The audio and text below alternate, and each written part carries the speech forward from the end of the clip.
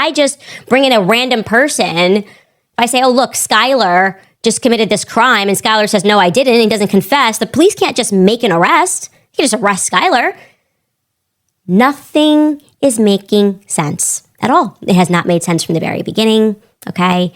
And that's because the feds are involved. And I believe the feds know exactly what happened. In fact, I don't think it's a stretch from imagination when we examine history to assume that they maybe even had some foreknowledge. Not everybody, obviously, because some people are trying to get the information out and are trying to figure out what happened. But we know that there are people that are a part of that apparatus who are terrible human beings, who we do not want ruling over us, and yet they do. So I'm just curious how exactly they believe they are going to convict Tyler Robinson on this. The family keeps saying the blurry photo of the man on the stairs isn't Tyler Robinson. Honestly, I never thought it looked like him either, and many of you agreed. The face looks thinner, the body slimmer, and the person taller than Tyler. Even though the picture is grainy, the lips don't match, and Tyler's build has always been broader. I agree with the family, that's not him in the footage. This isn't the first time a case has unfolded like this.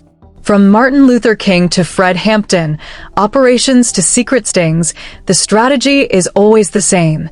Neutralize, vilify, control the story, and silence the insiders.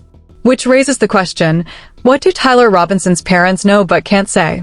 Before we dive in, if you believe the public deserves the whole truth, not edited headlines, not half stories, hit like, subscribe, and share this video so more eyes stay on the facts. Your engagement keeps independent investigations alive. Could they have witnessed something that night?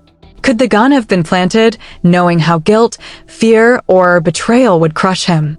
Yes, the weapon was registered to a relative, and yes, the towel around it came from the Robinson household, but none of that proves Tyler carried it. It only proves someone knew how to make it appear that way. Hold on. A man is definitely on the rooftop in one of the videos, but he is running just as others. There's no way a person takes a targeted shot and runs at that same second. He'd still need a few seconds to pick up his rifle and pack up. If this person up there is supposed to be the alleged shooter, how many seconds did he have to pack up? And if he got up at that instance, how did the rifle disappear? We keep wondering, are we supposed to believe everything we see or hear? Different clues suggest this wasn't just the act of a 22-year-old boy. The videos that spread online show more than just a single shooter. You can see people moving, shadows shifting, and what looks like others tampering with the scene. Yet, when officials addressed the public, the picture they painted was completely different. The FBI was quick to step in, quick to declare answers, and even quicker to wrap things up. They laid down pavers over the crime scene, erased the details that might have spoken for themselves, and then handed us a neat story without ever showing us the raw evidence. No photographs, no video surveillance, just statements read to the press, as if we're supposed to take their word for it. We're told Tyler Robinson's father contacted authorities raising suspicions about his own son. But have we been shown proof? Any call records? Any direct evidence of how that tip came in? The public is left with nothing but secondhand accounts. And then there's the rooftop video.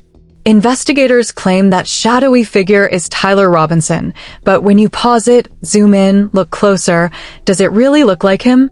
To many watching, it doesn't. And if that wasn't Tyler up there, then who is it? Now, about the roommate. This 20-year-old, formerly male, now transitioning, lived with Tyler.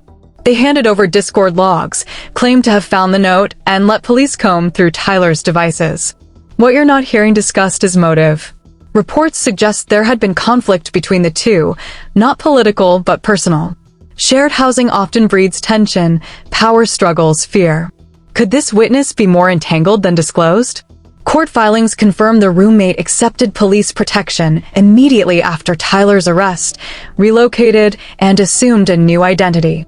Normally, that's reserved for people at risk or people with secrets.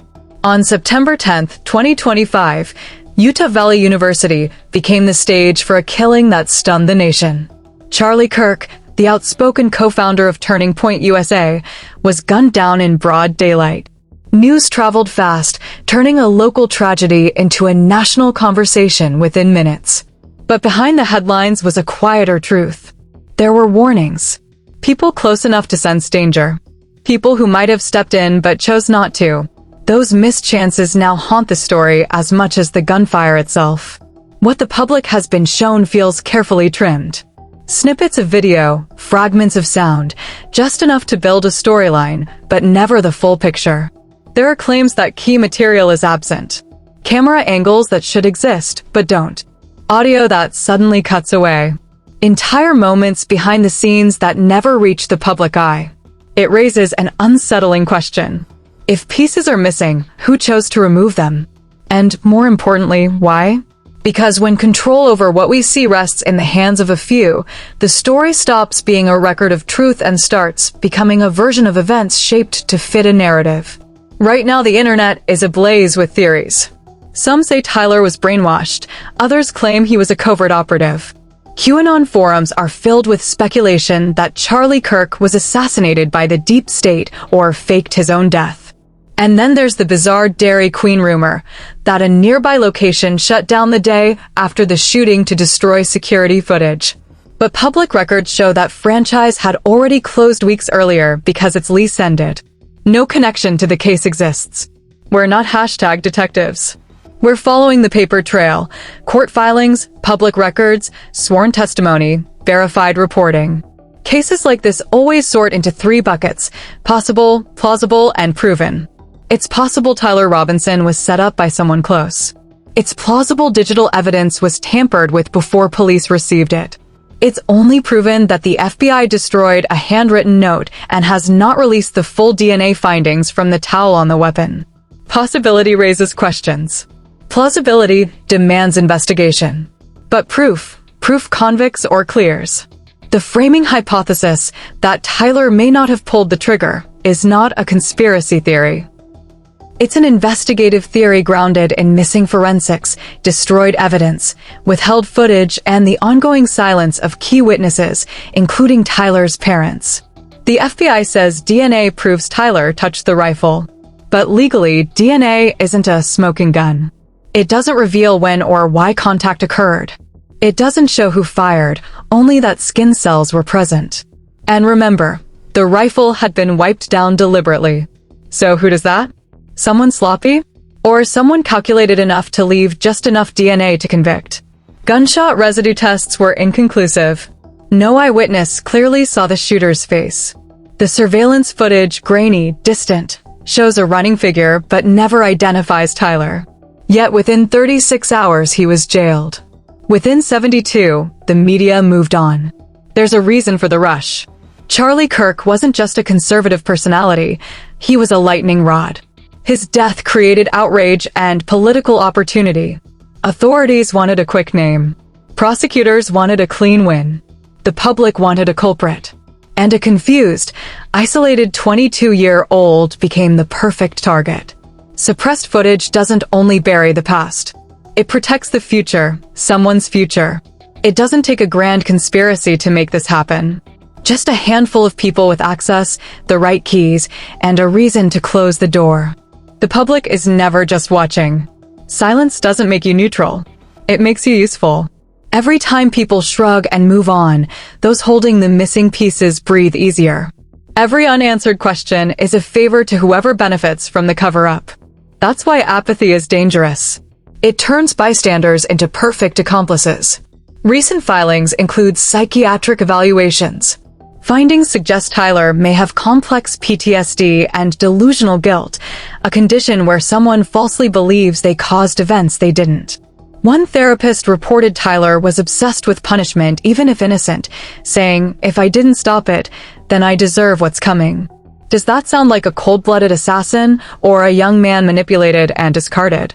Every political killing has two stories: the official version, polished, rehearsed, and the real one, messy, human, inconvenient.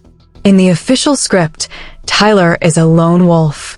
In the real one, he might be a scapegoat in a staged operation, an emotional, isolated man weaponized by others and then silenced by a system that needed someone to blame. If you believe the truth should never be buried, hit like right now.